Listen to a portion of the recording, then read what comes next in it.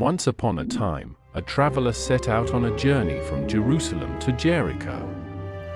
As he walked along the winding road, he was attacked by robbers who beat him, stripped him of his clothes, and left him half dead by the roadside.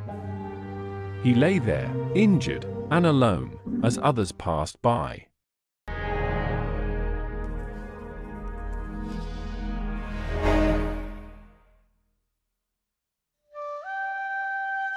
One warm morning, a farmer named Bayo left his village, Oko, to travel to the nearby town, Asso. Bayo needed to buy seeds and fertilizer to prepare his farm for the next planting season. He had saved up money over the months from his last harvest and was excited to get supplies that would help his crops grow better. The road was long and mostly quiet, with only a few people passing by. Bayo walked steadily, his thoughts focused on how the new supplies would help his family and the community. He knew that a good harvest could make a big difference. As Bayo made his way through a more isolated part of the road, he was suddenly ambushed by two robbers who sprang out from behind the bushes. They beat him, stole his money and belongings, and left him lying on the side of the road, badly injured. With no one around, Bayo felt weak and hopeless as the hot sun beat down on him. After some time, a respected pastor driving alone in his car came along the same road. He was in a hurry to get to a church meeting, and when he saw Bayo lying there, he paused for a moment but quickly decided to move on. "I can't stop now," he thought. "The meeting is too important." He crossed to the other side of the road and continued on his way. Not long after, a school principal rode by on her motorcycle. She was always busy preparing for her students and had little time to spare.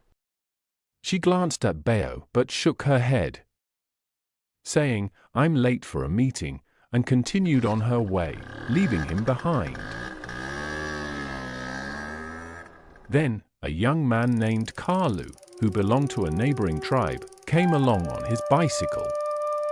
At that time, there was tension between his people and the community in Oko.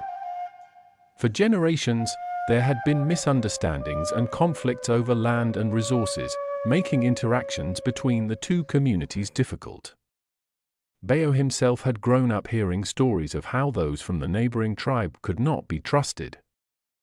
When Kalu saw Bayo lying injured by the roadside, he felt a wave of compassion wash over him. He immediately parked his bicycle and ran to Bayo's side. "Oh no! What happened to you?" Kalu exclaimed, kneeling beside him. Bayo groaned in pain, unable to move. "I was attacked by thieves," he managed to say, tears of frustration welling in his eyes. Kalu's heart sank. "Don't worry, I'm here to help you," he said reassuringly. Without hesitation, he took off his shirt and used it to bandage Bayo's wounds, pouring water from his bottle to clean the cuts. Kalu then gently lifted Bayo and placed him on his bicycle, securing him carefully. "Hold on tight, I'll take you to the nearest clinic," he promised. As they rode, Kalu spoke to Bayo to keep his spirits up. "You're going to be okay, help is on the way." Once they arrived at the clinic, Kalu helped carry Bayo inside, explaining the situation to the nurse, who immediately attended to Bayo's wounds. While the nurse worked, Bayo felt grateful to have found someone who cared.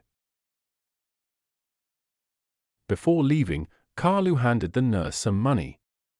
"Please take care of him, I'll return later to check on him," he said with a smile, hoping his generosity would make a difference. As Kalu rode home, he felt fulfilled knowing he had made a real impact in someone's life. He understood that true kindness knows no community boundaries, and that everyone regardless of their background deserves compassion and help in times of need. A few days later, Bayo was feeling better and decided to visit Kalu to thank him. When he found him working in his workshop, Bayo approached with a smile. "Kalu, thank you for saving my life. I was so scared, but you showed me what kindness truly means." Kalu smiled back, saying, "It was nothing really. We all have to help each other. We're a community, and that's what matters." Bayo nodded, his heart full of gratitude. "You showed me that true compassion can come from anyone, no matter where they are from. Let's work together to spread kindness in our villages." From that day on, Bayo and Kalu became good friends, often joining forces to help others in their community. They shared their story with friends and family, encouraging everyone to lend a hand when they saw someone in need. And so, the village thrived as a place where kindness flourished, teaching everyone that love and compassion can bridge divides, bringing people closer together. Through their actions, they reminded their community that anyone can be a good Samaritan, no matter their background or community.